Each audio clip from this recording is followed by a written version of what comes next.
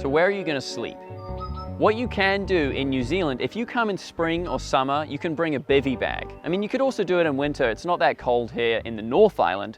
If you're going to go down south, you're probably going to need a few layers, but you can do this wherever you are in New Zealand. What you can do is you can get your bike, strap a bungee cord or a rope from the wheel to a tree, and just put a tarpaulin over the top, and you can sleep underneath with something that's called a bivvy bag, which is essentially just an outdoor sleeping bag. These are great. My experience with them is that I bought a secondhand one from an army surplus store, and it's extremely good at keeping in the heat. So you'll probably be fine with something like that, a secondhand military one. But if you just Google bivvy bag, you'll find a whole host of options in your local area. That being said, a real standard go-to for any kind of touring trip is a tent. A tent is wonderful. A two-man tent, probably better than a one-man tent because you're going to want to keep your food and your clothes inside the tent.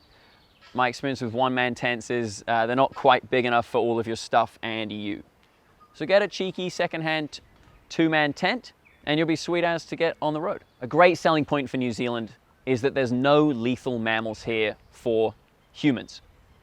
You can take your bivvy bag, which is really lightweight and space efficient, strap it to your bike and camp right here and not be afraid of snakes, because we don't have any, large mammals that would attack you, because we don't have any, apart from, you know, livestock. But if you leave them alone and you're kind, they're not going to attack you unless you intimidate them. The only spider that's going to get you is the white-tailed spider. Very easy to spot and also rare. They have a white strip on the largest part of their body, on the back.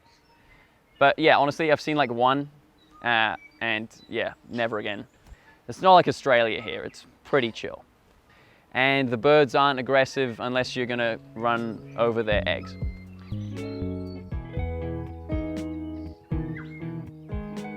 So when you're cycling around, you don't need to be a badass. You should actually find something that you really like to sleep on. Get yourself a nice pillow and get yourself a nice roll mat, because that'll be compact and lightweight to put on your bike.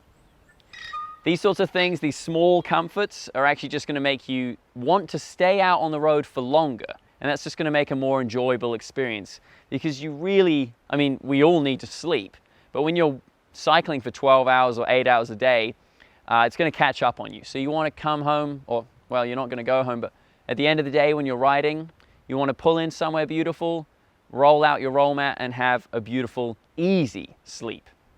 So make it easy for yourself. Take some time to find some gear before you set out on your bike trip. Have a look at the places we've discussed. But also, what you'll find is you'll realize what is actually essential once you're in the environment. So be sure to iterate and figure out what's working and what's not. What's really useful can stay, and what's not, just give it away. And you'll be right as rain.